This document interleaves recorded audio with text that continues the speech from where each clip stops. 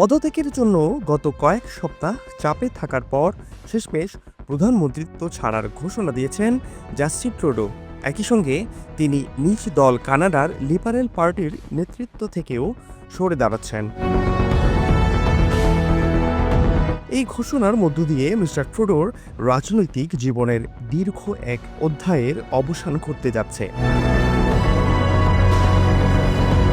2013 সালে এমন এক সময় তিনি লিবারেল পার্টির দায়িত্ব নিয়েছিলেন যখন দলটি গভীর সংকটে নিমজ্জিত ছিল।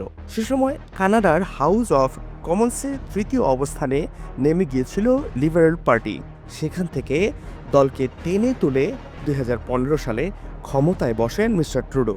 এরপর থেকে টানা 9 বছর ধরে কানাডার প্রধানমন্ত্রীর দায়িত্ব পালন করে আসছেন লিবারেল পার্টির এই নেতা।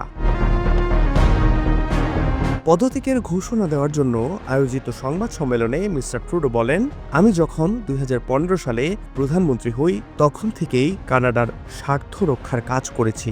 মধ্যবিত্ত শ্রেণীকে মজবুত করার জন্য কাজ করেছি। আমি নিজের পরিবার ও ঘনিষ্ঠজনদের সঙ্গে দীর্ঘ আলোচনা করার পর তিনি পদত্যাগের সিদ্ধান্ত নিয়েছেন বলেও জানান এই নেতা। কানাডায় তৃতীয় মেয়াদে প্রধানমন্ত্রীর পদে থাকা মিস্টার ট্রুডো কেনই বা হঠাৎ পদত্যাগের ঘোষণা দিলেন?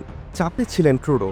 এবছর অক্টোবরে কানাডায় সাধারণ নির্বাচন হওয়ার আগেই দলের নেতৃত্ব ও প্রধানমন্ত্রিত্ব ছাড়তে বাধ্য হলেন জাস্টিন ট্রুডো। নির্বাচনকে সামনে রেখে ইতিমধ্যে বেশ কিছু জনমত সমীক্ষা চালানো হয়েছে দেশটিতে। সেখানে দেখা গেছে কয়েক বছর আগেও জনপ্রিয়তার শীর্ষে থাকা মিস্টার ট্রুডো ক্রমেই ভোটারদের আস্থা হারাচ্ছেন।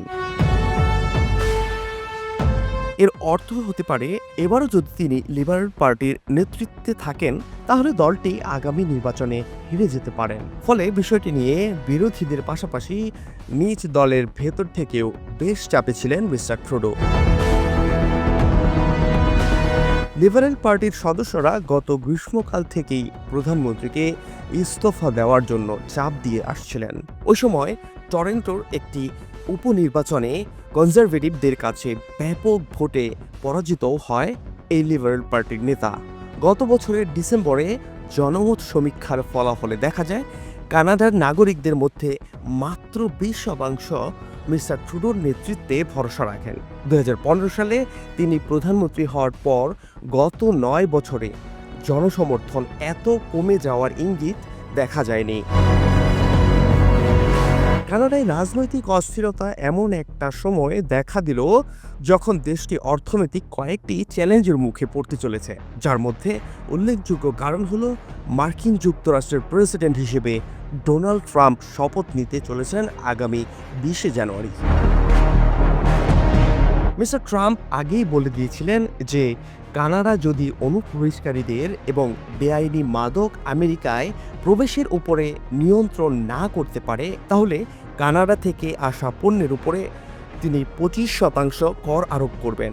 এই পরিমাণ কর কানাডার অর্থনীতিকে শেষ করে দিতে পারে। বিষয়টি অনুধাবন করতে পেরে কিছুদিন আগে পদত্যাগ করেন কানাডার অর্থমন্ত্রী ক্রিস্টিয়া ফ্রিল্যান্ড। এই কঠিন চ্যালেঞ্জ আসলে কতটা অনুধাবন করতে পেরেছেন মিস্টার ট্রুডো সে ব্যাপারে সন্দেহ প্রকাশ করে ডিসেম্বরের মাঝামাঝি হঠাৎই ইস্তফা দেন দেশটির অর্থমন্ত্রী ক্রিস্টিয়া ফ্রিল্যান্ড। মূলত এই ঘটনার পর থেকেই মিস্টার ট্রুডোর উপর পদত্যাগের চাপ বাড়তে থাকে। পার্লামেন্ট অধিবেশন স্থগিত। তৃতীয় মেয়াদে প্রধানমন্ত্রীর দায়িত্ব পালন করা মিস্টার ট্রুডো বলেছেন, বিশ্ব বর্তমানে একটি জটিল সময় পার করছে। এমন একটি সময়ে কানাডাকে সঠিক পথে পরিচালিত করার জন্য দেশটির পার্লামেন্টে নতুন নেতৃত্ব প্রয়োজন। এ অবস্থায় আগামী 24 মার্চ পর্যন্ত পার্লামেন্ট অধিবেশন স্থগিত করা হয়েছে। এই সময়ের মধ্যে লিবারেল পার্টি নতুন নেতা নির্বাচন করার কথা রয়েছে। সাধারণত রাজনৈতিক সংকটের সময় পার্লামেন্ট অধিবেশন স্থগিত করা হয়। এর ফলে পার্লামেন্ট না ভেঙেই দেশে বিতর্ক বা ভোটাভুটি বন্ধ রাখা হয়। 2020 সালেও বিশেষ এক রাজনৈতিক পরিস্থিতিতে পার্লামেন্ট অধিবেশন স্থগিত করেছিলেন মিস্টার ট্রুডো। তবে কে হতে যাচ্ছেন লিবারেলদের পরবর্তী নেতা? পার্লামেন্ট অধিবেশন স্থগিত থাকা অবস্থায় আগামী 24শে মার্চের মধ্যে কানাডার লিবারেল পার্টিকে তাদের নতুন নেতা বেছে নিতে হবে। কিন্তু কোন প্রক্রিয়ায় কিভাবে দলটি নতুন নেতৃত্ব নির্বাচন করবে সেটি এখনো স্পষ্ট নয়। সাধারণত 4-5 মাসের একটি লম্বা প্রক্রিয়া অনুসরণ করে দলগুলো নতুন নেতা নির্বাচন করে থাকে। এর প্রক্রিয়ার মধ্যে আনুষ্ঠানিক একটি সম্মেলনও অন্তর্ভুক্ত থাকে।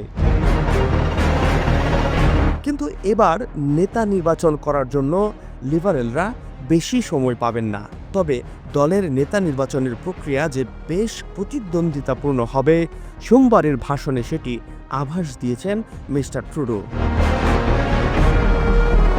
তিনি বলেন, দেশব্যাপী একটি শক্তিশালী ও প্রতিযোগিতামূলক প্রক্রিয়ার মাধ্যমে লিবারেল পার্টির নতুন নেতা নির্বাচন করা হবে। কানাডার লিবারেল পার্টির প্রেসিডেন্ট সচিত মেহরা জানিয়েছেন, তাদের নতুন নেতা নির্বাচনের বিষয়ে আলোচনা করার জন্য খুব শীঘ্রই দলের শীর্ষ নেতারা বৈঠকে বসবেন। মিস্টার ট্রুডোর উত্তরসূরি কে হতে যাচ্ছেন সেটি এখনো পরিষ্কার নয়, তবে বেশ কয়েকজনের নাম শোনা যাচ্ছে। তাদের মধ্যে ট্রুডো সরকারের সাবেক উপপ্রধানমন্ত্রী ও অর্থমন্ত্রী ক্রিস্টিয়া ফ্রিল্যান্ড, পরিবহন মন্ত্রী অনিতা আনন্দ এবং কানাডার কেন্দ্রীয় ব্যাংকের সাবেক কর্মকর্তা মার্ক কার্নির নাম বেশ আলোচনায় রয়েছে। ফাহাদ শাহরিয়ার, বাংলা ফ্লো।